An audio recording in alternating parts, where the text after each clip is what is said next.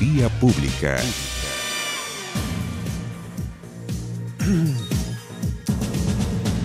Muy buenas noches, bienvenidos a Vía Pública. 22:53. En 2015, un grupo de amigos que se conoció estudiando ingeniería industrial en la Universidad Católica, 2 chilenos y un sueco, crearon una plataforma, una idea.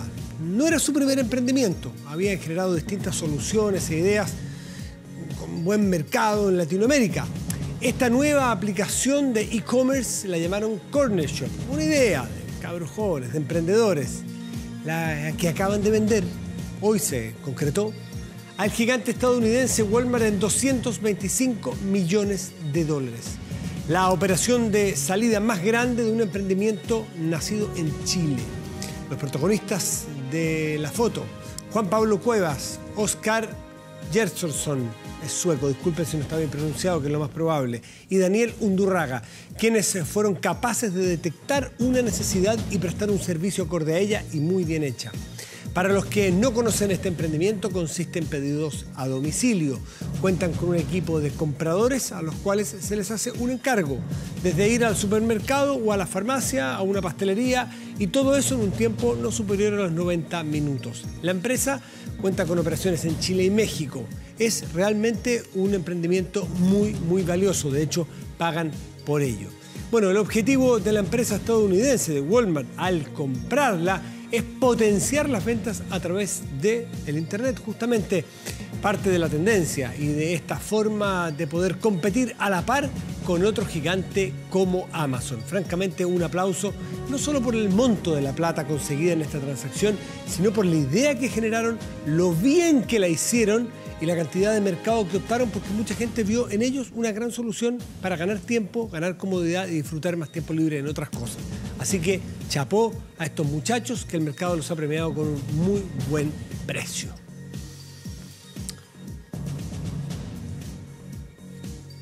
Resultado de la votación. Por la afirmativa, 69 votos, 69 en contra.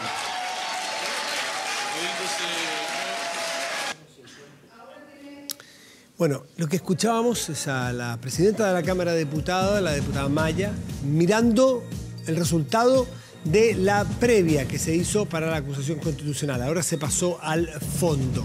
Bueno, en este momento se discute justamente ese fondo de la acusación contra 3 jueces de la Corte Suprema en el Congreso, en la Cámara de Diputados particularmente. Se rechazó la cuestión previa con un empate a 69 votos y 0 abstención.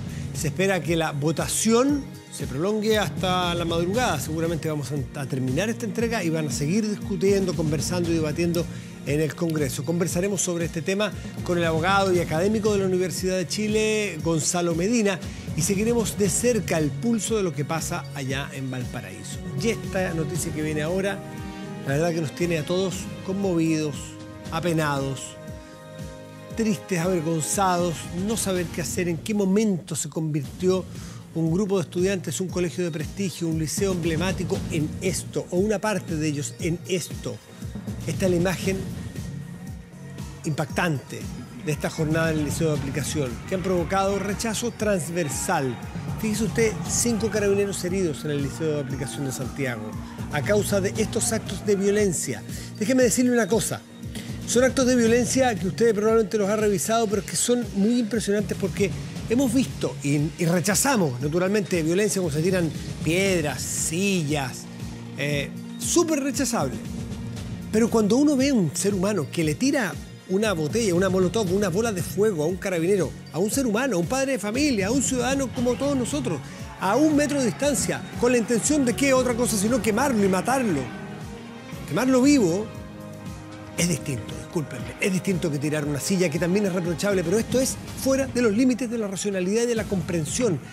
¿Cómo educamos a un muchacho para llegar a hacer eso? Es increíble, es una pena.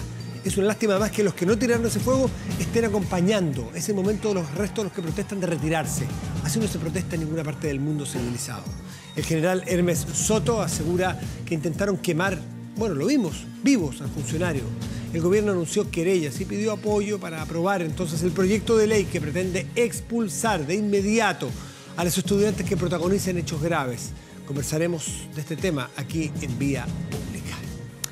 Vamos de inmediato a nuestra pantalla y les presentamos la pregunta del día. ¿Crees que si se aprueba el proyecto para expulsar alumnos que participen en actos de violencia, disminuirán estos incidentes dentro de los colegios? Es una súper buena pregunta. ¿Es expulsarlos solamente? ¿Con eso se termina?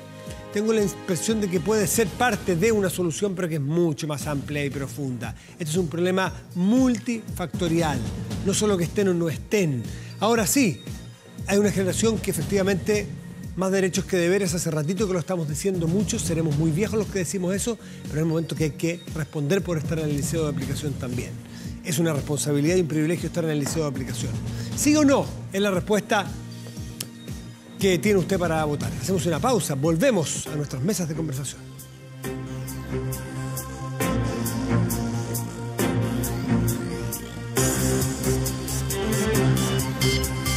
Medina, que es profesor de Derecho Penal en la Universidad de Chile. Gonzalo, gracias por venir esta noche. Hola Matías, gracias por invitarme. Una noche que me imagino para un abogado, para un profesor, además ejerce profesionalmente, pero como un profesor, es una noche muy particular para estar mirando en la televisión los alegatos, los argumentos. Me refiero a la acusación constitucional que se está viendo en la Cámara de Diputados, ¿no? Sí, yo creo que he estado todo el día viéndolo. Ya. Creo que es una cosa única en la historia de Chile. Yo creo que no habíamos visto algo así jamás. ¿Y por qué tan único? Yo sé a dónde vas, pero yo he visto acusaciones constitucionales. Sí, han habido antes acusaciones constitucionales, pero algo tan extraño como esto, que es que el Congreso pretenda decirle a los jueces cómo tienen que resolver un caso y si no lo resuelven como ellos creen que deben resolverlo, pretender destituirlo, es una cosa que realmente no tiene precedente en la historia republicana. Es muy extraño. Ah, o sea, tú eres muy crítico. Él es abogado, Sí. Gonzalo es abogado de Derecho Penal de la Universidad de Chile. Tiene una experiencia larga, ha estudiado, hace clases de esto y no solamente es primera vez, sino que a ti te parece algo absurdo, por lo que entiendo en tu tono de voz. Sí, yo creo que es algo que no debería estar pasando, que le hace mal al país que esté sucediendo. Ya. Creo que si uno escucha el debate hoy, tengo la sensación de que se está tratando de resolver una cierta sensación o malestar de impunidad que existió en el tema de la situación de derechos humanos de la peor manera posible, que es pretendiendo la destitución de 3 jueces que tienen un excelente récord en materia de la defensa de derechos humanos por una causal que no es aplicable y de una manera que no procedería a ser para el Congreso. Déjame hacer algunas argumentaciones de una de las que va escuchando. ¿Sí? Pero a ver, estos señores cometieron un delito, estos señores salieron y están en la calle. Eso es impunidad. Sí. Esto es un juicio no necesariamente Obvio. que uno escucha. Hay impunidad, por lo tanto, los jueces que permitieron esa impunidad tienen que tener algún castigo, Gonzalo. Exactamente, y fíjate que es lo que han dicho muchos de los diputados en las intervenciones hoy día y es lo que sustenta la acusación constitucional. Y aquí es donde uno empieza a hacer los matices. ¿Es impunidad realmente lo que sucedió en este caso? ¿Qué es lo que vamos a entender por impunidad? Si uno revisa lo que ha definido la Corte Interamericana de Derechos Humanos, los organismos internacionales, los casos que ha trabajado la Corte por impunidad, son casos de brutales violaciones de derechos humanos donde a la gente no se le persiguió, donde no hubieron juicio. Jorge Correa hoy día citaba un caso en Perú donde se habían cometido violaciones de derechos humanos y más o menos el mismo día se había dictado una ley de amnistía para dejar esos casos sin persecución. Nadie va a dudar que eso es impunidad. Aquí se trata de gente que cumplió condena por delitos horrorosos, de lesa humanidad, y que no es que hayan dejado de cumplir la condena. Si la siguen cumpliendo, solo que es una manera distinta de cumplirla. No hay ningún instrumento internacional, ninguna convención de derechos humanos, ningún estatuto, ningún tribunal penal internacional que diga que por delitos de esta naturaleza no pueden existir este tipo de medidas. Entonces, venir a decir ahora que los jueces han cometido una cosa como una aberración jurídica o que están cometiendo o favoreciendo la impunidad es francamente exagerado, creo yo, y es injusto. Es injusto a tu juicio. Sí. Estos jueces, a ver, hay como varios estándares o escalones de argumentación. Uno decir que bajo ningún punto de vista, aunque se equivoquen los jueces, se puede revisar un fallo. ¿No es cierto? Eso es un argumento. Pero Sí. otros dirán, momentito, porque Sí se podría revisar fallos si es que nosotros estamos incumpliendo el Estatuto de Roma, por ejemplo. Son legislaciones internacionales a las cuales Chile ha suscrito. Por lo tanto, mire, lo siento, nos vamos a tener que meter porque es demasiado evidente que se está incumpliendo el Estatuto de Roma. ¿Se está incumpliendo? ¿Es así? Yo creo que no se está incumpliendo el Estatuto de Roma. Hay varias cuestiones que uno puede discutir ahí. Uno, si es que es aplicable directamente el Estatuto de Roma de esa manera o si es que uno tendría que haber llevado esto al Tribunal Constitucional y esa es la manera de procedimiento de resolverlo. Pero aún cuando tú dijeras, mira, sí es aplicable el Estatuto de Roma y tendrían que haberlo considerado, el Estatuto de Roma no prohíbe los beneficios de libertad condicional. Lo que tiene mucha atención es la manera de obtener rebajas de pena. La rebaja de pena es una cuestión distinta, en que tú dices, mira, tu pena duraba X y ahora va a durar X menos, algo menos de lo que duraba. Aquí no se modifica la sentencia. No, la pena en esta libertad que causa la acusación no se ha modificado la sentencia. O sea, la pena sigue siendo la misma, de la misma duración, la misma pena que recibieron. Tienen esta manera particular de cumplirla, que es sujeto a ciertos controles, bajo supervigilancia de la autoridad y tal. Así que si no cumplen esas condiciones, vuelve para adentro a cumplir la pena. La pena sigue siendo la misma. Entonces es súper difícil hablar que hay impunidad en este caso. El Estatuto de Roma, cuando manda las formas en el artículo 110, yo lo estuve leyendo, pero igual hay que ser abogado para entenderlo bien, porque las palabras están en un orden preciso por algo. Cuando dicen que aquí hubo notable abandono de deberes, ¿los jueces chilenos tienen algún deber para con el Estatuto de Roma?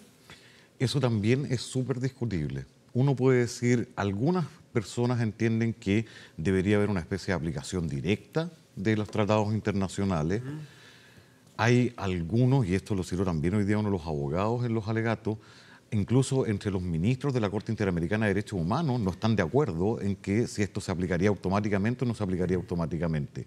El punto es que uno puede opinar si es así o no es así. Es discutible. Y desde el punto de vista que es discutible, venir a achacarle a los jueces que han cometido una cosa grosera, como si hubieran ignorado definitivamente el derecho o la ley, hubieran dicho, saben que esto existe y no me importa, podría darse, pero no es tan nítido. Y desde el punto de vista que es discutible y es opinable, uno puede estar de acuerdo o no con los fallos, pero de ahí a que por eso sea una causal para destituir a los jueces, imagínate que es lo que va a pasar después con otras mayorías políticas en el Congreso y otro tipo de fallo. Imaginen cualquier, un fallo medioambiental. La Corte ha decidido que la libertad de empresa predomina sobre la protección del medio ambiente. Y otra mayoría del Congreso dice, no, consideramos que eso no puede ser así y los vamos a acusar constitucionalmente porque nosotros entendemos que deberían entender el derecho a propiedad sobre todas las cosas, etcétera. O sea, ¿en qué vas a transformar al Congreso? Por eso es que no tiene precedente y es tan grave lo que está sucediendo.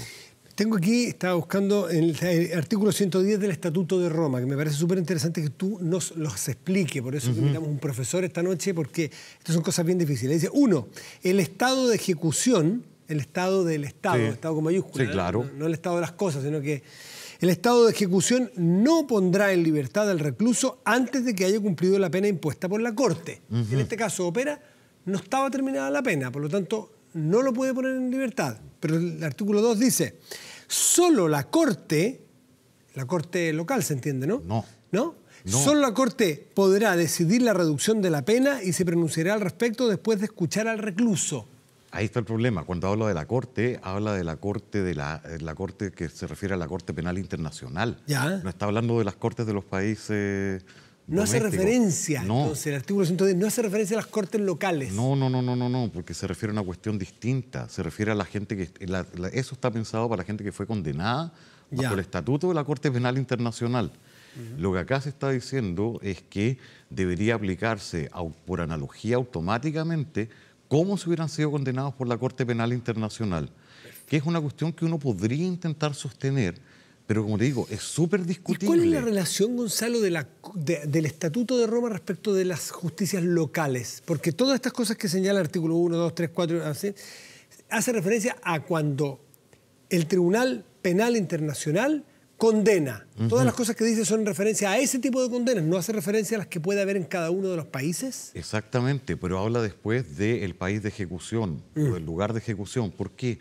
Porque la Corte Penal Internacional no tiene la cárcel penal internacional. No existe un lugar donde se vaya presa la gente condenada por la Corte Penal Internacional, sino que los distintos países pueden recibir y ejecutar esas prisiones. ¿Y los presos de la ex Yugoslavia que están presos? Ese es otro tribunal, que es el Tribunal Especial para la ex Yugoslavia. Es un tribunal, se creó el especial de la ex Yugoslavia, el Tribunal Especial para el Genocidio de Ruanda, que son tribunales especiales previos y distintos a la Corte Penal Internacional. Pero hoy en día, por ejemplo, se estaba proponiendo llevar a la Corte Penal Internacional al presidente de Filipinas, Duterte. Pero esa es una situación absolutamente distinta que no tiene nada que ver con esto. Y claro, lo que muchos plantean es que debería aplicarse estas normas porque es un tratado que protege derechos humanos automáticamente, como por analogía, como si fuera acá. ¿Y eso no resiste el análisis jurídico? Es plausible, puede ser. Yo no estoy seguro, es una cuestión que es súper discutida. Pero como es tan discutida, no es que tú digas, si alguien dice, mire, yo creo que no debería aplicarse tan automáticamente, tú podrías decir, bueno, eso es una interpretación plausible de la ley. Pero convertir eso en, si usted no lo hace, lo tenemos que destituir porque ha cometido de manera dolosa un notable abandono de deberes, es un salto argumentativo que es francamente no plausible. ¿Y cómo se explica entonces que esté tan cerrado el caso? Ya vimos que la cuestión previa empató 69-69. Sí. Solo el empate hacía que había que ir al fondo, que es en la cual estamos ahora. Porque si fuese tan claro, yo he escuchado a Davor Harsic, estuvo aquí antenoche, con Jorge Correa, defensores de la He escuchado a ti, profesor de la Universidad de Chile, o sea, ¿a dónde más puedo ir si yo a la Universidad de Chile a preguntarle al profesor de Derecho Penal cómo se hace esto? Y todos me dicen que esto es aberrante. Entonces, ¿de dónde consiguieron abogados para defender la acusación constitucional? No tengo la menor idea, pero si piensas tú que hubo una carta firmada por 14 o 15 abogados de derechos humanos. Si entre los testigos que se presentaron estaba Luciano Fuyú, estaba Héctor Salazar. O sea, nadie me va a decir que son abogados afiliados al oficialismo. Son gente con una trayectoria en la defensa de derechos humanos que le fue a decir, esto no tiene pies ni cabeza. O sea, ¿tú ves en esto sencillamente un punto político? Yo creo que hay efectivamente un punto político. Yo creo que en algún minuto, déjame especular un poco políticamente, quedaron un poco entrampados en esto. Porque fuera de eso, y también esto el punto lo han hecho incluso gente que no ha sido tan crítica directamente, pero es que también estratégicamente es muy extraño lo que está sucediendo.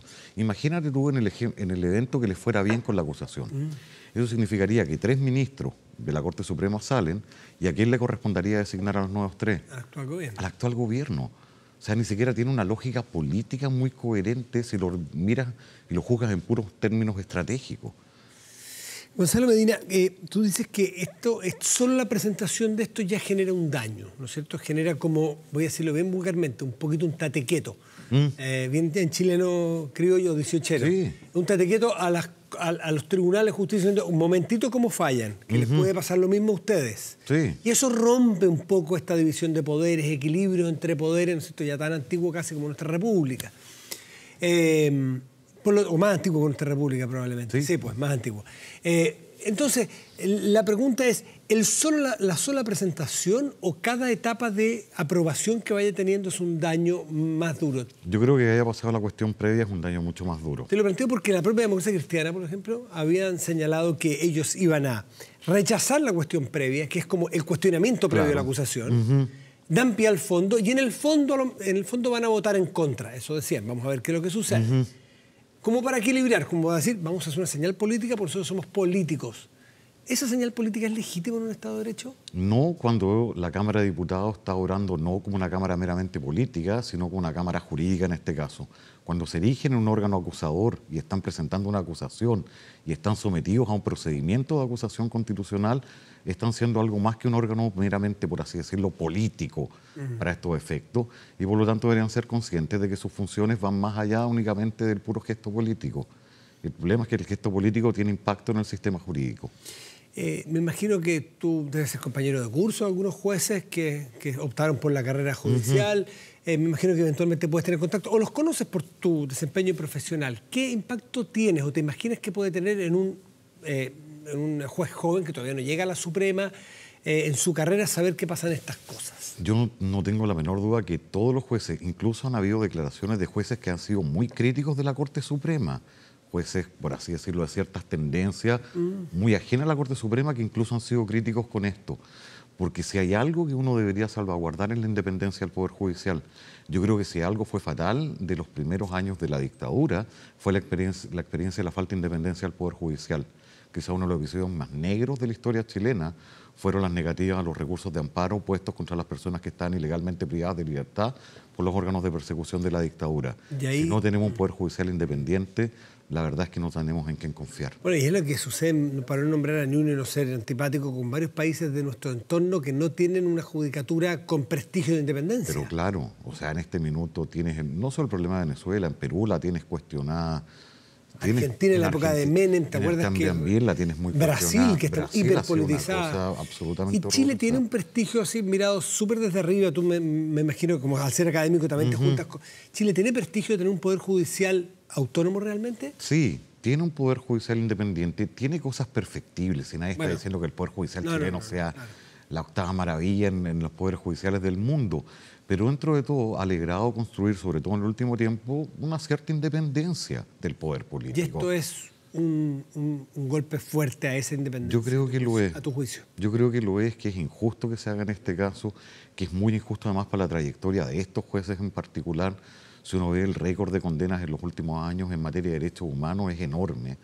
Y entonces que a estos jueces se les venga a decir que ustedes son los paladines de la impunidad, yo creo que es no solo institucionalmente erróneo, sino que es personalmente muy doloroso.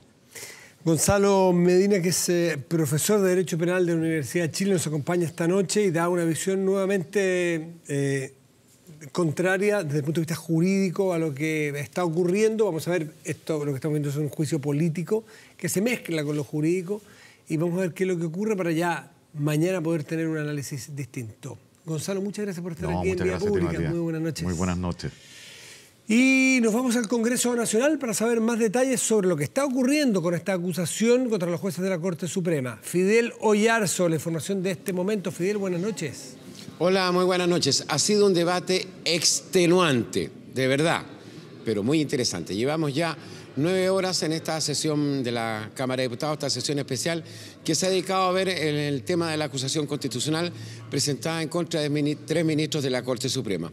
Esto partió primero con la discusión de la llamada cuestión previa, donde se produjo un resultado bastante particular, un empate. ¿Y qué significa desde el punto de vista de la legislación chilena? Un empate significa que pierde la otra postura. Es decir, finalmente se rechazó la cuestión previa, lo que permitió que llegáramos al tema del debate, del tema de fondo, de la acusación constitucional, que es lo que está transcurriendo a partir de las 9 de la noche aproximadamente. Este ha sido un debate bastante largo. La verdad es que este empate fue bastante particular, porque muchos habíamos sacado muchas cuentas, pero no habíamos previsto un empate. Porque algunos habíamos calculado que la cuestión previa finalmente iba a ser rechazada por algún margen de votos, pero fue justo. Porque si hubiera habido un voto de diferencia, o se cae la acusación constitucional, o no se habría permitido que este debate siguiera a su lugar. Ahora, respecto a lo que ocurrió acá esta noche, todo indica, por lo menos el reporteo de este periodista, es que la acusación constitucional en el tema de fondo finalmente podría ser rechazada por una diferencia de más o menos 6, 7 votos. ¿Por qué? Porque algunos parlamentarios que permitieron que se llegara al tema de fondo, es decir, estos parlamentarios, estos diputados que rechazaron la cuestión previa, se van a dar vuelta y finalmente van a rechazar la acusación constitucional. Yo he hablado con algunos de ellos, nos han dicho que finalmente permitieron este debate precisamente para que ocurriera eso, un debate a fondo sobre esta acusación constitucional presentada en contra de 3 ministros de la Corte Suprema. ¿Por qué la acusación está presentada? Porque se los acusa a ellos de haber obrado mal, con notable abandono de deberes al conceder libertad condicional a 7 involucrados en violaciones a los derechos humanos. Es el debate que sigue su curso, ya han hablado nuevamente los 3 abogados representantes de los 3 ministros de la Corte Suprema, pero siendo súper sincero, Matías, la señal política ya está. La señal política tanto para la prensa, para los analistas, para los cientistas políticos, para la Corte Suprema, para el mundo del poder en Chile, está. Finalmente se llegó al tema de fondo y se sorteó el tema de la cuestión previa. Conversamos con los protagonistas de esta jornada. Escuchemos. Es satisfactorio y es un triunfo. La situación de la lucha contra la impunidad ha sido un largo proceso en el cual hemos tenido gota a gota que ir obteniendo mínimos resultados, pero que en definitiva la lucha contra la impunidad sigue vigente y hoy me parece positivísimo que se haya rechazado la cuestión previa. Yo particularmente sorprendido porque en la Cámara de Diputados hay un compromiso, que son los denominados pareos, que es cuando dos parlamentarios por algún motivo pactan que ninguno de los dos va a votar. Y eso pareo, que es un compromiso de honor, hoy día se rompió. Cuando el diputado Marcelo Schilling, a solicitud de su bancada, tal como lo dijo el diputado Monsalve, rompió un compromiso de honor de caballeros con el diputado Osvaldo Urrutia, y ese fue el voto que dio la diferencia para que este tema siga avanzando. Entonces, bueno, yo voté en contra de la cuestión previa, que como ustedes saben es el examen de admisibilidad de forma que hace la Cámara de Diputados. Yo tengo la convicción de que esta acusación cumplía con estos requisitos de admisibilidad de forma, pero voy a votar en contra la acusación en el fondo. Ese planteamiento que ha formulado en esta cuña el diputado Matías Walker es clave, porque varios diputados, como les decía, que finalmente permitieron el debate de fondo, van finalmente a optar por rechazar la acusación constitucional. ¿Qué es lo que debería ocurrir pasado la medianoche, 1 de la madrugada aproximadamente? Pero te insisto, la señal política de haberse rechazado la cuestión previa es una señal política muy potente, para algunos impensable hasta hace no mucho tiempo. Porque recordemos que cuando se presentó esta acusación constitucional, y literalmente te lo puedo decir, no tenía ningún piso político amplio. Finalmente se llegó a este instante en que se permitió el debate de la acusación constitucional en el fondo. ¿Tenemos tiempo para un poquito el backstage o no, Matías? Sí, póngale, ahí están pasando las cosas, así que usted, Fidel, se maneja en esos pasillos. Bueno, a ver, uno en el anecdotario, si quiere, o las cosas relevantes, el tema de que Marcelo Schilling haya quebrado un pareo. ¿Tú lo habías visto eso, Fidel? ¿Tú habías visto algo así? Había visto intenciones, pero no, yo creo que va a haber un antes y un después respecto al tema de los pareos, respecto a lo ocurrido con Marcelo Schilling y con el diputado con ese pareo. ¿Tuvo alguna, Fidel, una cosita, en ese pacto de caballeros que dicen que se rompió? Sí, es así, es un pacto ¿Marcelo Schilling explicó algo, se confundió, lo hizo? No, aquí no, estamos en el Congreso, aquí nadie se confunde, Matías, no. Ya, entonces, ¿cómo lo explica? Espérate, dos anécdotas. Segunda, fíjate que el diputado Paulsen de Renovación Nacional estuvo a 3 minutos de llegar a la sala, regresando de un viaje de Canadá. 3 minutos. Estaba prácticamente ingresando al Congreso y se vota. Si ese voto se hubiera ejecutado, él habría votado a favor de la cuestión previa y no estaríamos en esta instancia.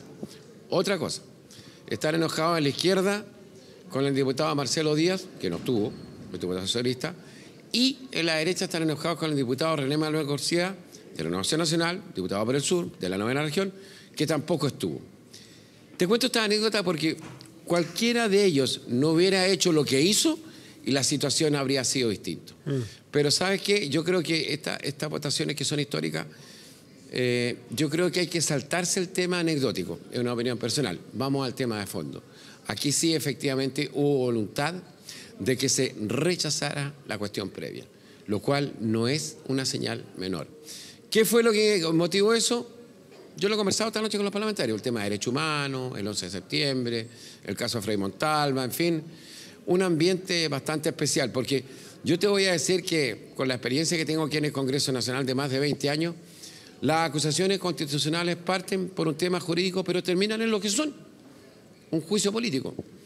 Y siempre uno escucha acá destacadas intervenciones de destacadas personas, tanto a favor como en contra, desde el punto de vista jurídico.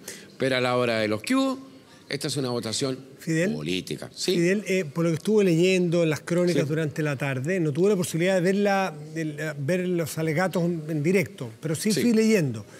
En algún momento entiendo que Alfredo Echeverri, puede que me equivoque, difícil, que es el penalista más relevante de la plaza en Chile y hace muchos años, más prestigioso, qué sé yo. Sí. Entiendo que tuvo que pedir silencio para que escuchara sus argumentos jurídicos en un momento. Varios tuvieron que pedir silencio, incluso varios diputados, porque como que Estas son sesiones largas, son seres humanos también, de repente no ponen atención, se ponen a discutir, o a veces se ponen a alegar desde las tribunas, en este caso las agrupaciones de familiares de detenidos desaparecidos, las agrupaciones de familiares de ejecutados políticos, pero de repente a veces los mismos parlamentarios no se ponen atención. Y claro, don Alfredo, digo don Alfredo porque es don Alfredo, claro, pidió que le prestaran un poquito más de atención. Pero ¿sabe por qué? Lo que pasa es que hay que sincerar un poco las cosas, yo creo. Ya que estamos haciendo prensa de la buena, hay que sincerar un poco las cosas. Aquí se demandan los sesos en temas jurídicos porque hay que hacerlo, pero estas son cosas políticas. O sea, hay votos, sí, hay votos decisiones políticos, preconcebidas. Entran a la Cámara con ideas preconcebidas de cómo van a votar sin escuchar. O sea, yo no conozco a nadie que se haya dado vuelta por alguna de las intervenciones del otro. Aquí son... Diálogo de sordos, entonces. Sí, pues aquí son cosas... mira, y la experiencia...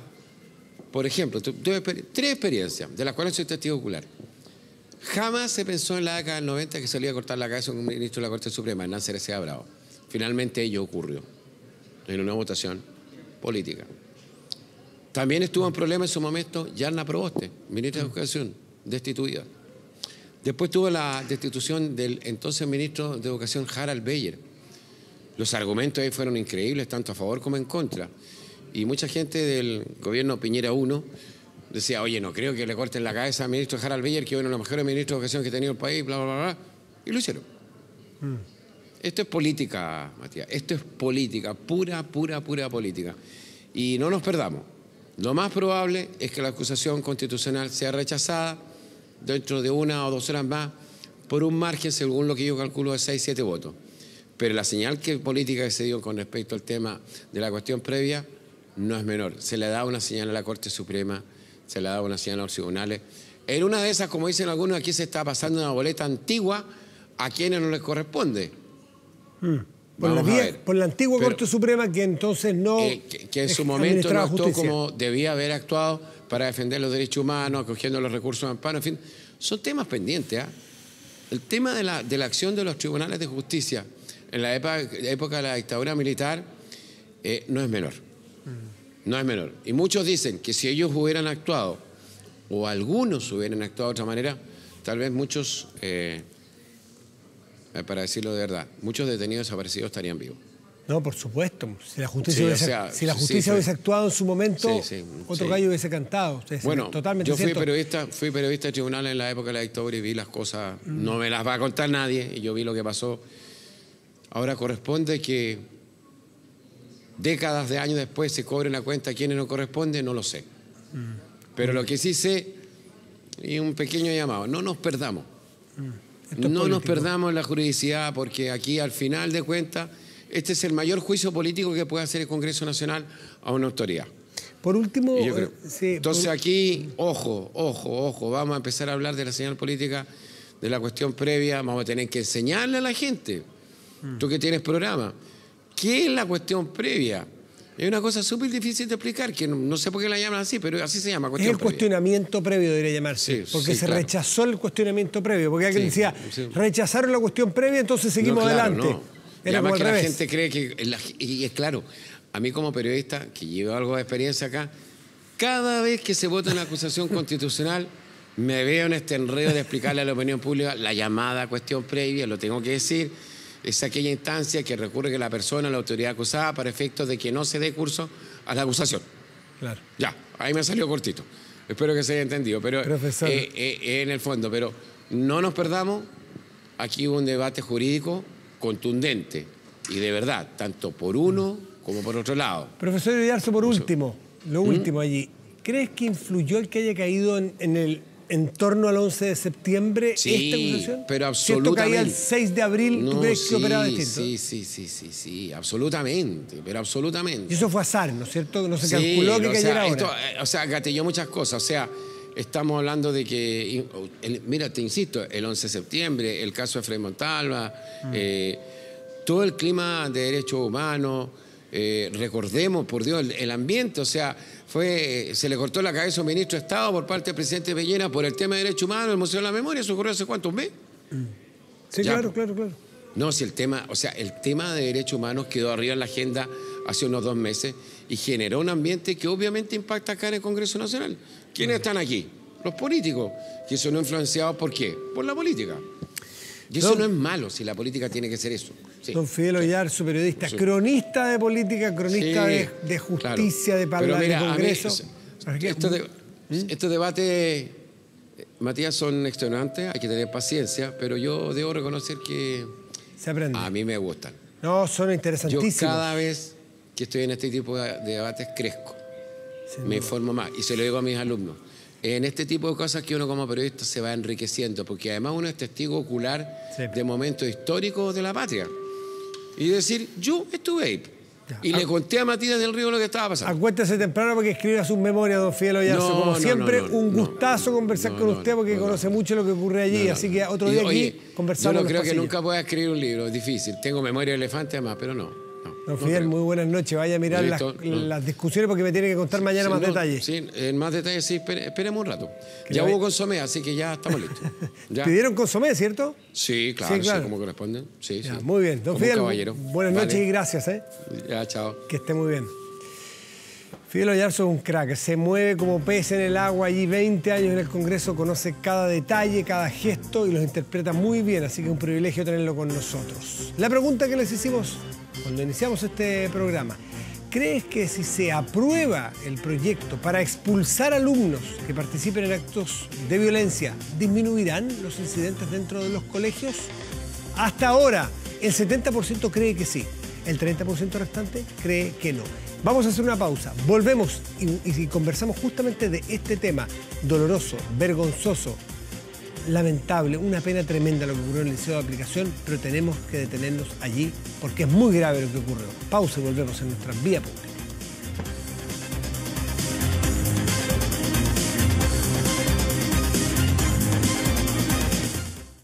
A conversar con Dafne Concha, que es ex apoderada del Liceo de Aplicación y presidenta de CORPADE, que es la Corporación Nacional de Padres de Familia para el Desarrollo Educativo. Dafne, gracias por estar aquí. Muchas gracias, Matías. Pero primera aclaración, la CORPADE es la Coordinadora de Padres y Apoderados por el Derecho a la Educación. Voy a corregir aquí, voy a corregir porque yo tenía otra presentación por lo que había visto. Así es. Disculpa, Dafne, por la presentación.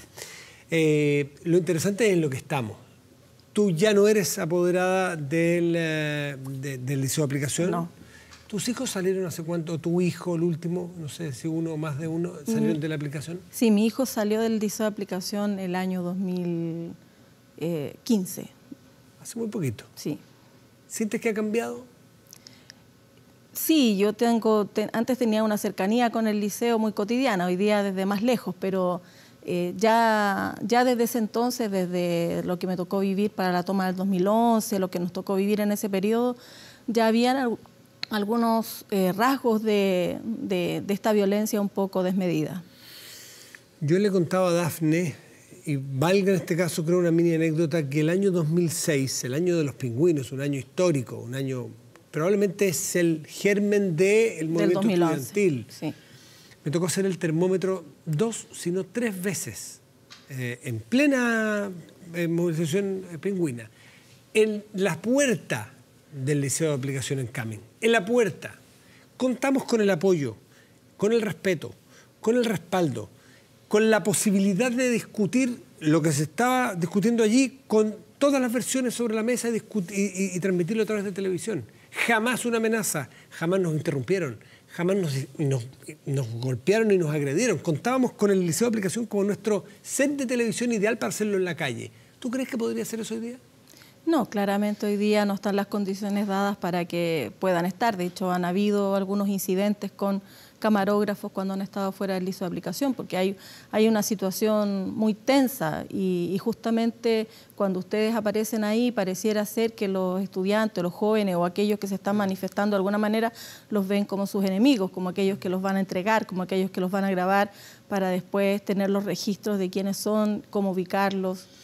¿Cómo en 12 años se puede degradar tanto una sociedad, una convivencia en un lugar de educación? No estamos hablando que yo estoy yendo a un lugar penitenciario donde puede haber problemas porque sabemos que el origen es complejo. ¿Cómo se puede degradar tanto el Liceo de Aplicación? Yo no quiero generalizar, pero es lo que vemos desde afuera nosotros. ¿Cómo te lo explicas tú? Acá hay un fenómeno que tiene que ver con la violencia que vivimos hoy día como sociedad.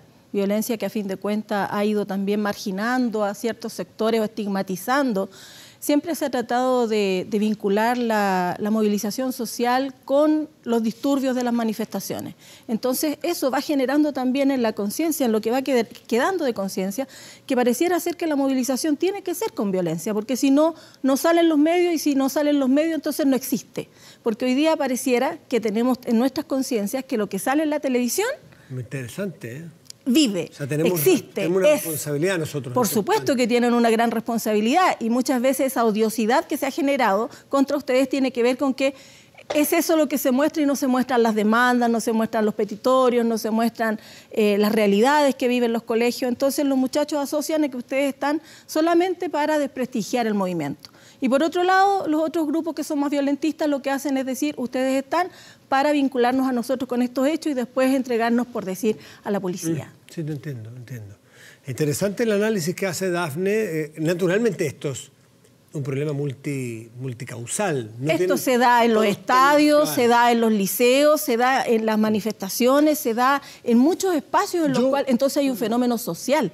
No es solamente acá un hecho aislado, y cuando hoy día está diciendo la autoridad, porque están diciendo toda la autoridad, desde el presidente hasta sí, todas las autoridades, que acá lo que corresponde es la expulsión. Pareciera ser que la expulsión es una varita mágica que va a decir tilín, tilín, tilín, y listo, se acabó el problema, no se solucionó.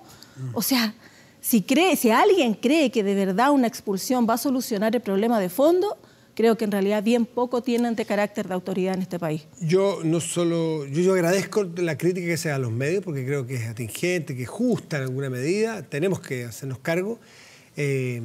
Lo cual no justifica la acción. Para nada. Para nada. Afortunadamente la gente que ve este programa es gente particularmente inteligente, así que no vamos a perder tiempo. Es obvio que nada justifica nada lo justifica, nada. Explicando, intentando. Sí. Yo asumo la crítica a la prensa y me parece muy bien y justa en alguna medida. ¿Cuál es la crítica que hay que hacerle a los colegios, a las instituciones educacionales? Porque también falla ahí algo. Hay una falla que para mí es transversal y tiene que ver no solamente en estos hechos, sino también en el acoso, en las movilizaciones que han hecho principalmente liceos de niñas, donde este tema ha estado muy fuerte, que tiene que ver con esta forma de ver a las estudiantes y a los estudiantes como solamente aquellos que quieren estudiar son buenos elementos, como si los demás no quisieran estudiar. Estudiar significa también tener las condiciones para estudiar.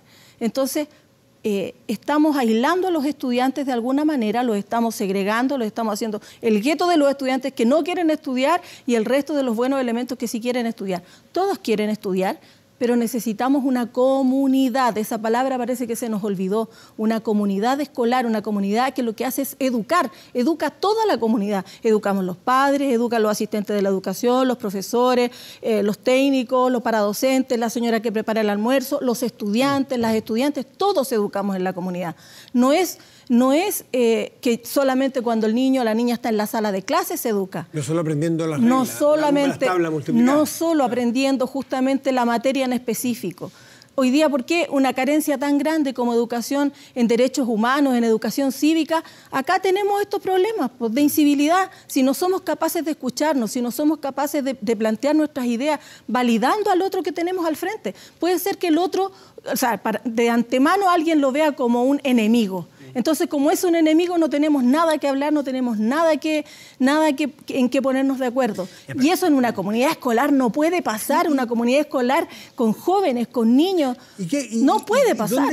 ¿Qué falló allí? ¿Falló el liderazgo de los directivos? ¿Falló el que la sociedad hace un tiempo viene degradando a la autoridad como en todo orden de cosas? Sí, yo creo que acá la institucionalidad se generó esto de acá la que falla es la institución y las autoridades. Un hecho tan simple, o no, tan complejo como es la impunidad en lo que fue el periodo de la dictadura, yo creo que genera hoy día los términos de la corrupción, porque la impunidad lo que hace es haga lo que yo haga, no importa. Voy a seguir manteniendo el estatus que tenía, vamos a seguir mediatizando si hubo contexto, si no hubo contexto. Entonces, lo grave de las situaciones no se aborda con la gravedad que tiene que tener. Y eso genera que después también nuestras mismas autoridades o nuestras propias autoridades no tengan quizás el resguardo que deberían tener para no caer en la corrupción, para no caer en el degrado justamente del otro que tienen al frente. Puede ser un adversario político, pero es un adversario, no es un enemigo. Ya, pero dentro de la comunidad escolar, ¿por qué los que somos más viejos mirábamos al rector, al director de nuestro colegio, como una persona que podía incluso decir tomar una decisión que no nos gustara, pero era el respeto a la autoridad? Estamos hablando de la prehistoria. Parece que estamos en el otro extremo, o sea, del no cuestionar nada a la autoridad, que es malo, porque uno puede cuestionar con respeto, pasamos al que la autoridad vale cero prácticamente. Es algo bastante complejo porque... Hemos visto rectores de liceos emblemáticos decir que están superados por los hechos. Sí, y eso de verdad a mí me llama muchísimo la atención, porque no puede ser que tengamos una comunidad de profesores que estudiaron, que tienen manejo de conflicto, tenemos seguramente en varias escuelas tenemos duplas psicosociales, tenemos encargados de convivencia, pero sin embargo no somos capaces de hacernos cargo de un problema que se supone puntual, que se supone de un grupo, porque no es generalizado, así nos han dicho. Tenemos también, en esta comunidad tenemos manuales de convivencia que se supone se revisan año a año con la comunidad, proyectos educativos que se van actualizando año a año con la comunidad. Entonces acá el problema es de participación. Tenemos una constitución política que nos heredó la dictadura, que no hemos cambiado. Es decir, las formas como sociedad que tenemos hoy día son las mismas que teníamos en dictadura. Yo creo que no deberían ser las mismas. Entonces, ¿por qué tenemos la misma Constitución que nos regula en todo lo que somos y hacemos como país? Bueno, se ha ido modificando en democracia un par de veces, por lo tanto, el origen, si bien es espurio, claro, porque sabemos no garantiza el derecho a la educación, por ejemplo. No lo garantiza. El derecho lo tenemos la familia a elegir el colegio, o está la libertad de enseñanza. Dafne, cuando tú planteaste el concepto del derecho, algunos dicen que parte del problema es que estamos hablando hace mucho tiempo solo de derechos. Porque hay derechos y deberes. Y no hay equilibrio, no hay contrapeso.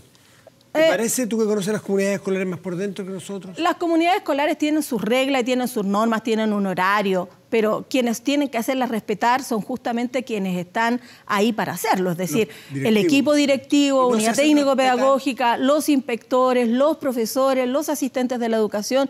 También nosotros tenemos responsabilidad como padres y apoderados en el proceso, y también lo tienen los estudiantes, porque ellos también deberían ser una parte fundamental de ese proceso. Pero hoy día no vemos a las comunidades de esa manera. Hay una cierta desintegración de esta comunidad, hay un quiebre. En lo práctico, Dafne Concha, hay un proyecto de ley que se discute muy pronto sobre la posibilidad de expulsar alumnos que cometan delitos como los que vimos hoy día. Esa es una medida. ¿Te parece? Esa medida, por sí sola, ya dijiste que no te parecía, pero ¿te parece una medida apropiada? Aunque no sea por sí sola, acompañada de otras, ¿o tú no expulsarías a estos muchachos?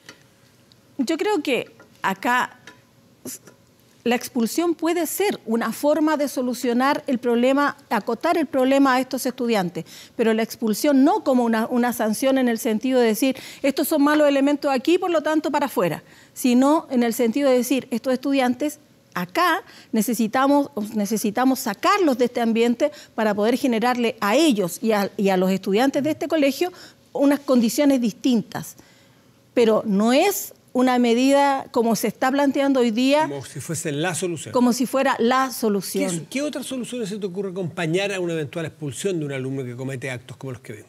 Bueno, depende. Acá estamos frente también quizás a delitos. Evidentemente estamos delitos criminales. Hay casi delitos de homicidio. Hay un tipo que le tira una bola de fuego a otro a 1 metro. Justamente, cuando estamos hablando de delitos, acá no solamente va a primar la expulsión o no expulsión, sino que el proceso que tenga que haber detrás para estos jóvenes, son estudiantes. Es triste que tengamos que estar enfrentando esta situación en comunidades escolares. Esto es gravísimo, pero se está tomando con una liviandad, como decir, no, hay que expulsarlo. Bueno, ¿y van a trasladar el problema a otra comunidad?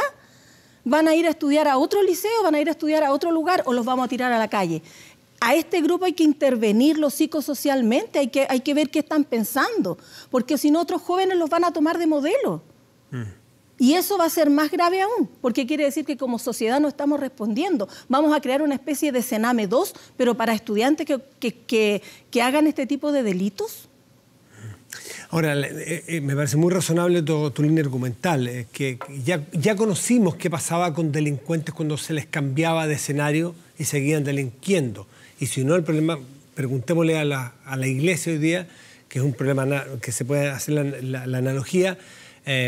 Los sacerdotes que son decentes dicen, bueno, si no hubiéramos tenido este problema, hoy día no tendríamos el problema institucional que tenemos, que es mucho más grave, que cruza a la iglesia por completa, porque en su momento no se tomaron las medidas con los que delinquían. Querían hacerlo, lo taparon. Entonces, a lo mejor solamente separarlos de una colectividad no soluciona ese problema de fondo. Es muy interesante el análisis, pero me gustaría también preguntarte, tú conoces, tienes muchachos, hijos, estudiantes jóvenes, han estado más cerca de esta generación. ¿Son estudiantes esto? Porque también está siempre la duda si es que no se han infiltrado.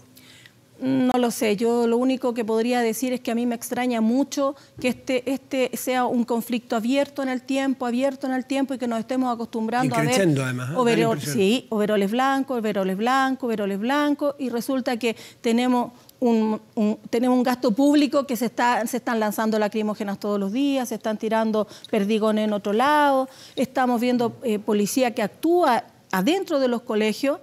Yo hoy día me horrorizaba ver las imágenes de un carabinero adentro del colegio cuando le están lanzando la bomba Molotov. El carabinero no estaba con escudo. Era un carabinero y entró otro carabinero. Es decir, ¿cómo puede actuar? ¿Cómo la policía actúa de esa manera tan irresponsable? Del momento en que hay alumnos o personas, no sabemos por la cara tapada, no sabemos si son alumnos, pero vamos a suponer que son miembros de esa colectividad, de esa agrupación, están manejando, están construyendo, están portando Molotov. ¿Qué te parece a ti que entre la policía a detener a esos muchachos? O sea, tiene que hacerlo. Cuando hay delito flagrante, es delito flagrante. No queda otra alternativa. Ahora, Carabineros tiene protocolos, tiene formas de actuar que están bastante bien reguladas. A mí me extraña que haya entrado el carabinero así, de esa manera. Ahora, él dice que en el minuto que tiraron la Molotov, él quiso proteger al estudiante, porque si no, habrían quemado al estudiante y su ropa retardaba el fuego. A mí lo que sí quiero dejar muy en claro es que ese tipo de hechos es violencia y uno la tiene que combatir y la tiene que declarar no válida ni en una comunidad escolar, ni en ningún lugar, ni en ninguna comunidad. Dafne, te pido que nos disculpes, te agradezco mucho, vamos a tener que cortar rápido porque nos vamos al paraíso, tú sabes que se está discutiendo y la noticia está ahí. Así que Dafne Concha, muchísimas gracias por estar aquí, conversando lo que ocurrió hoy día en la aplicación. Buenas noches. Nos vamos a Valparaíso a ver si el ambiente... Esa es la música del canal de la Cámara de Diputados. Muy buenas noches, son las 23. A ver. Interesante, ahí está lo que hace ver un colega periodista del canal de la Cámara, él me da la impresión, ¿no? Sí. Sí, 64. No 73. Se rechazó entonces en el fondo la acusación constitucional planteada para los 3 ministros de la Corte Suprema, Valderrama, Kienzmüller y Dolmetsch. Esta noche ocurrió hace minutos en la Cámara de Diputados. Ahí está. Esa imagen es de la cuestión previa, que ocurrió a eso de las 7 de la tarde. Vamos a conectar en cualquier momento con Fidel Oyarzo o con Valparaíso, con algún compañero que esté allí y nos cuente cuáles son las reacciones en este momento. Un día muy largo de declaraciones, de argumentación, de debate, de una cuestión previa tensa que los acusadores ganaron en un principio, se pasó al fondo. Se esperaba que fuera eso de la 1 de la mañana, son 5 para las 12 y ya está zanjado. Se rechazó la acusación constitucional por un margen de unos 6 votos, me da la impresión. A ver, vamos a ver cómo fue el momento de la votación hace minutos.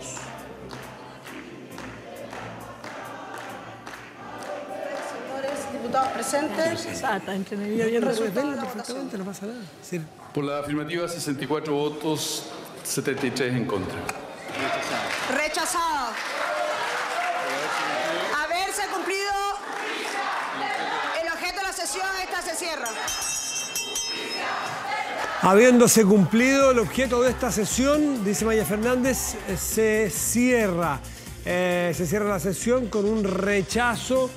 Los explicaba recién Fidel Oyarzo, que de todas maneras es histórico lo que ocurrió porque pasó la primera valla de la acusación, aunque no se fue al fondo, que fue el cuestionamiento previo. Se le hizo un cuestionamiento previo a la acusación, no prosperó, se fue al fondo y ahora en el fondo no prosperó. Estas imágenes nos mueven un poquito a confusión porque vemos a Carmen Hertz celebró el triunfo parcial de esta tarde, eso de las 7 de la tarde. Ahí está la propia Maya Fernández, el diputado Pablo Vidal de Frente Amplio, pero en este momento sin duda se revirtió porque el proceso final hace que se rechazara esta acusación constitucionales. Recordemos, iniciadas por libertades condicionales entregadas por la segunda sala de la Corte Suprema, la sala penal de la Corte Suprema, en la petición de libertades a 7 condenados por delitos de violación a los derechos humanos. Libertades condicionales que fueron entonces aprobadas por estos 3 ministros, y eso dio pie a una acusación constitucional de unos 2 meses aproximadamente, que llega hoy entonces a su epílogo. Si es que se hubiese aprobado esta cuestión de fondo, cosa que no ocurrió, bueno, pasaba al Senado, y en ese caso, que es lo que indica nuestra Constitución, nuestra legislación, que el Senado opera como juez, o sea, opera como un tribunal allí, como el juzgando a favor, en contra la acusación. Eso no ocurrió.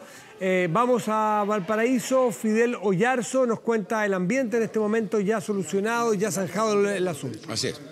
Finalmente, tal como te anunciábamos, la acusación constitucional ha sido rechazada, 64 votos a favor, 73 en contra. Fue una diferencia contundente. Nosotros habíamos calculado más o menos 6, 7 votos, finalmente la diferencia fue mayor y ha quedado desestimada, rechazada la acusación constitucional y queda hasta aquí, es decir, no sigue su curso hacia el Senado. Y las reacciones están sucediendo de inmediato acá. Escuchemos al diputado socialista Fidel Espinosa. El gobierno del presidente Sebastián Piñera intervino grotescamente en esta votación, pero no es el principal responsable. Hubo abogados que le faltaron el respeto, ¿no es cierto?, a los abogados, a los diputados interpeladores o a quienes presentaron la acusación. Pero ante esa falta de respeto nosotros le respondemos con una frase que es muy sencilla: vamos a seguir luchando en Chile por justicia. Este resultado adverso no nos va a claudicar para que sigamos luchando para quienes mataron a nuestros seres queridos estén en la cárcel.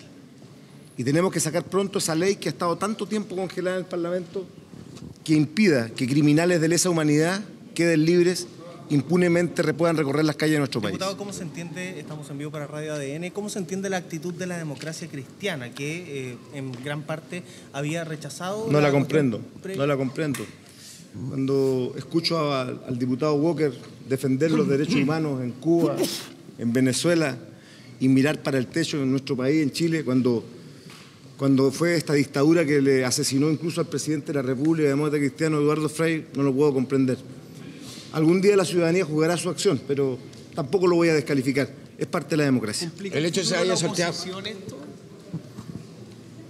Yo no sé si esto complica o no el futuro de la oposición. Lo que sí está claro es que ellos han provocado una herida muy grande en el mundo de la agrupación de los derechos humanos. Gracias, diputado Naranjo. Pero un comentario breve. Más adelante, diputado, por favor. Hacia adelante, su impresión. ¿Cuál es el comentario final de esta noche, señor diputado? Mire, a veces las derrotas a lo largo de los días se transforman en victoria. Y yo tengo la íntima sensación que esta derrota ha sido una victoria. ¿Y sabe por qué? Porque antes de la acusación constitucional, el tema de los derechos humanos no estaba siendo considerado en la agenda país. Y sin embargo, a partir del proceso educativo, pedagógico que hicimos de esta acusación constitucional, hemos cambiado el clima en el tema de los derechos humanos. ¿Y qué significa cambiar el clima y el escenario en el tema de los derechos humanos? Que lo van a pensar 2 veces aquellos que quieran establecer la impunidad en nuestro país. La inmensa mayoría del país quiere verdad y justicia. Y esta acusación es un paso, pequeño tal vez, pero un paso muy importante para que en nuestro país no haya impunidad. Y esa es la gran victoria que hemos tenido esta noche. Gracias. Diputado Procoque, por favor. Los representantes de Chile Vamos. Sí. Buenos resultados. Bueno, a ver, lo que sucedió hoy día es que finalmente se pierde esta acusación constitucional particularmente injusta con 3 jueces que han sido durante muchos años personas que han defendido los derechos humanos de una manera prácticamente impecable. No se ha podido, salvo el fallo recién pasado, jamás se pudo siquiera impugnar alguno de los fallos de estos ministros de la Corte Suprema, y es más, algunos incluso quisieron sumarse a tratar de destituirlos señalando que eran jueces de izquierda. Situación que a nosotros nos pareció del todo injusta, y creo que esta Cámara ha obrado bien, finalmente manteniéndolos en los cargos y rechazando esta acusación constitucional que no parecía justificada. ¿Cuánto pesa en la derecha en este instante la señal que se dio en su momento de que finalmente haya sido rechazada la cuestión previa y se le ha dado curso al fondo? Yo creo que es parte de las reglas del juego. Muchos quisieron rechazar la cuestión previa sencillamente para tratar de argumentar, como lo hizo la Democracia Cristiana, que finalmente se suma a los votos de Chile Vamos precisamente para rechazar esta acusación constitucional. Y si bien uno puede no estar de acuerdo a veces con algunos fallos, lo que no puede comprender es que se utilice la acusación constitucional como una herramienta política para destituir jueces o ministros de la Corte Suprema que son parte de otro poder del Estado. Hay que cuidar las instituciones, y me parece que esta era una actuación indebida por parte de este Congreso Nacional, y me parece que está muy bien que sea rechazado. Gracias, diputado. Diputado Trisotti. Diputado de la UDI. Creo que hoy día ha ganado el país, ha ganado la democracia, pero por sobre todo la separación de poderes del Estado. Esto creo que restringe en términos absolutos que un grupo de diputados presione de manera ilegítima a la Corte Suprema derechamente porque no le gusta un fallo. Creo que, tal como lo planteamos desde el día 1, esto no era una pelea entre izquierda y derecha o entre los que están a favor o en contra de los derechos humanos. Esta era una pelea para poder defender la institucionalidad, para poder defender la separación estricta de poderes del Estado. Por tanto, creo que este es el resultado que le sirve a Chile. Gracias. Gracias. Diputado Coloma, brevemente, porque estamos esperando a la diputada Carmen Hertz. No, muy breve, solo señalar que, y esperamos que esta resolución contundente hoy día con una amplia mayoría haga entender a muchos que los fallos de la Corte Suprema deben respetarse, y que además de respetarse, esperamos que esto no condicione futuros fallos, que no se cumpla el objetivo que nosotros creemos que tenía esta acusación, que era buscar presionar los futuros fallos de la Corte Suprema. Esperamos que con esta contundente resolución, con este rechazo contundente de la acusación constitucional, se entienda que los jueces pueden seguir fallando. A uno le pueden gustar o no los fallos que emite la Corte Suprema, pero lo que no se puede es, por un fallo puntual, intentar destituir a 3 magistrados que han tenido una carrera que a uno le puede gustar o no, pero que han fallado conforme a derecho, sobre todo en estas causas que se pretendieron impugnar. Gracias. Vamos a escuchar a la diputada Carmen Hertz. Matías, bueno, ella ha sido una de las personas que lideró esta acusación constitucional. ¿Por parte de los supremos que se vuelva a repetir el fallo que motivó esta acusación? Lo que pasó hoy día, para nosotros, para mí en particular, ha sido satisfactorio. Y recuerdo hoy más que nunca las palabras de Monseñor Camus, que desde el Comité Pro Paz y pasando por la Vicaría nos dijo siempre lo siguiente: la lucha contra la impunidad en este país, donde se cometieron crímenes tan horribles, es siempre un proceso. No importa lo que nos vaya pasando en el día a día, nos decía, es un proceso. Y en ese proceso estamos triunfando, porque es un proceso, la lucha contra la impunidad, contra poderes tremendo, no solo fácticos, sino formales. Hay un antes y un después. Hoy se quedó en evidencia en este espacio republicano, en la Cámara de Diputados, quedó en evidencia, como nunca antes había quedado en evidencia, la grieta de la impunidad. Y a esa grieta de la impunidad está profundizándola sin duda alguna las decisiones de la Sala Penal, que impone penas irrisorias, que condena a penas absolutamente ínfima, que entrega libertades condicionales, y eso es impunidad, y eso es lo que se pretende, la solución final a los crímenes de exterminio mediante esta fórmula: penas irrisorias, libertades condicionales, y decir, pero los hemos juzgado. Pero con este proceso eso no debería ocurrir. Con este proceso que ustedes abrieron, ¿detienen esa posibilidad, digamos? Esperamos que francamente, que la Corte de una vez por todas entienda que no puede seguir amparando formas de impunidad, no puede seguir enmascarando formas de impunidad, no puede seguir comprometiendo el honor y la seguridad del Estado de Chile en términos internacionales, no puede seguir incurriendo en notable abandono de deberes. Gracias. Pero se habla de que pueda... Pucha que es difícil que haya justicia, Después del régimen nazi se hizo justicia. Y aquí han pasado 45 años y hay quienes defienden la impunidad. Lo que hemos escuchado acá por parte de algunos abogados es aberrante. Han pretendido que quien ha piloteado un helicóptero de la muerte es un chofer del transhelicóptero que estaba paseando. Acá estamos ante delitos violentos, se violaron todos los derechos humanos, delitos de lesa humanidad. Sin embargo, sabiendo lo difícil que es, hoy día hemos salido fortalecidos. Hemos salido todos nosotros y nosotras con la convicción de que es fundamental seguir luchando porque en Chile haya justicia, porque en Chile haya verdad y porque termine la impunidad. Hoy día nosotros, sobre todo, rendimos un homenaje a todas las agrupaciones de derechos humanos, a los familiares de las víctimas, a los torturados, a los exiliados, a los detenidos desaparecidos. Y vaya que es importante la lucha que ellos han dado y que nosotros nos comprometemos justamente después de ver cómo hay sectores que en Chile mantienen la impunidad a seguir luchando por la verdad. Gracias, diputado Celi. Diputado Celi, estamos esperando ahora también, estamos esperando al diputado Celi y el diputado Fuenzalía también. Claramente hemos dado un paso adelante, lamentablemente la democracia cristiana dio un paso atrás, lo lamento, esperábamos otra cosa, sí, pero creo que... Vamos a tener que interrumpir un segundito. Todo esto tiene que darse con muchísima fuerza. Haroldo Brito, presidente de la Corte Suprema. Creo que se culminó un debate, porque en definitiva esto es un debate, que tiene las características jurídicas y la precisión jurídica que nosotros venimos señalando, pero que también revela ese debate otras preocupaciones de nuestra sociedad por estas cuestiones de los derechos fundamentales. Creo que en definitiva es eso lo que ha ocurrido. En fin, quedó resuelta de esta manera, nosotros estamos muy conformes, confiábamos plenamente en lo que estaba ocurriendo, en la cuestión jurídica que se discutía era muy clara, dice sencillamente relación con la imposibilidad de cuestionar con miras de reforma un fallo. La democracia, la sociedad moderna entiende como necesaria la discusión sobre los temas que le son importantes. Eso se estaba haciendo, eso nos parece merecedor de todo reconocimiento, pero lo que nosotros rechazamos no fue la discusión desde la perspectiva de la crítica, esa que lleva al desarrollo de las ideas, sino la discusión con un afán de generar una descalificación de un proceso judicial debidamente concluido. En fin, eso es lo que yo tenía que decirles y, en fin, para algunas preguntas. Sí, dígame. En lo personal, ¿cómo usted vio a sus colegas todos estos días que se entendió esta acusación, este proceso? Con muchísima responsabilidad en primer lugar, es lo que yo quiero destacar.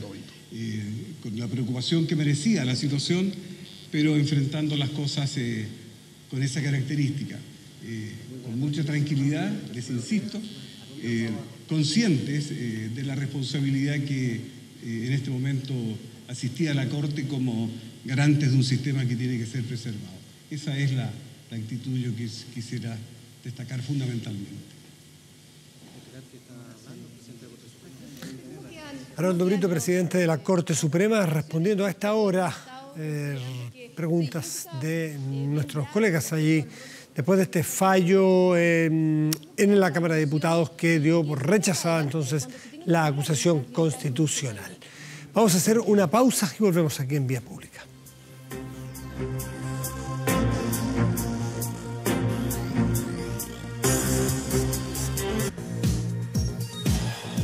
Sura Summit trae a Chile a Tal Ben Shahar presentando la ciencia de tu felicidad este 9 de octubre, solo para clientes Sura Inversiones.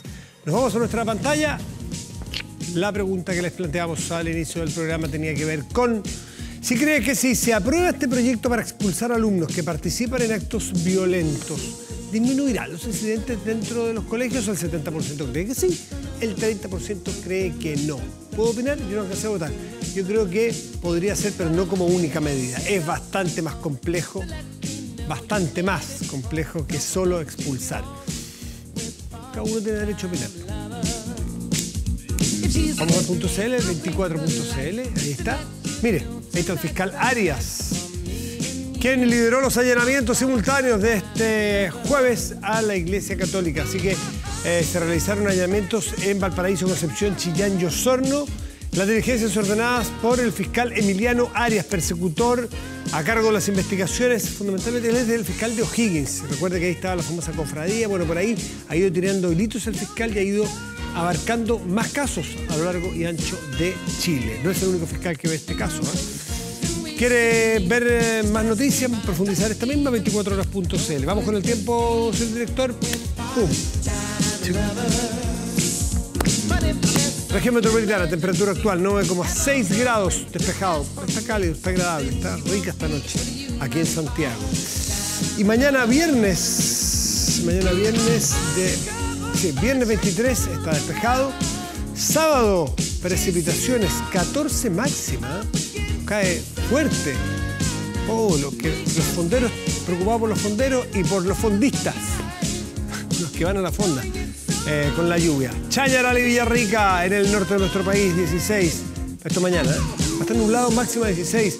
Y en Villarrica, en el sur, región de la Araucanía, máxima 14, parcial. Escuchando Stevie Wonder, sí, un gran Stevie Wonder, que un día como hoy, pero en el 85, realizó el lanzamiento de su disco In Square Circle, una de sus producciones de mayor éxito a nivel mundial. Este cantante y compositor, exponente del R&B y el soul, ha ganado en toda su carrera unos 25 premios Grammy. Incluso tiene un lugar en el Salón de la Fama y el rock. Su ceguera de nacimiento no fue impedimento ni obstáculo, entonces, para que fuera considerado un genio musical. Con 68 años y más de 100 millones de discos vendidos, Stevie Wonder sigue vigente en el mundo de la música. Con Part-Time Lover despedimos esta noche la vía pública. Buenas noches, gracias por venir. Chao.